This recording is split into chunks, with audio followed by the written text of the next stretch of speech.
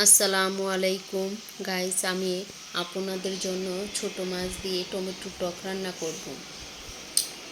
প্রথমে টমেটো কেটে নিলাম, পাতিলায় দিয়ে একটু পানি দিয়ে একটু তেল দিয়ে দিলাম,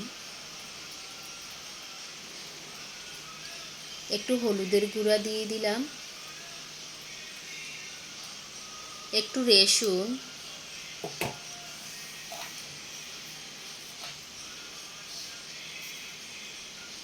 এক টেবিল চামচ লবণ, পেঁয়াজ কুচি,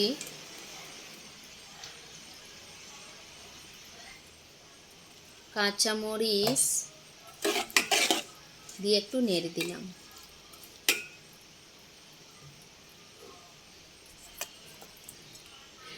মাছ হলুদ লবণ দিয়ে মাখা ছিল, এখন ঢেলে একটু ছড়িয়ে ঢাকনা দিয়ে দিলাম। ঢাকনাটা 2 মিনিট পর ঢাকনাটা উঠিয়ে হালকাভাবে একটু নেড়ে দেব।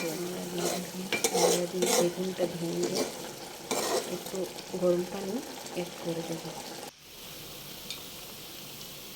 পানি দিয়ে 5 মিনিট সিদ্ধ করার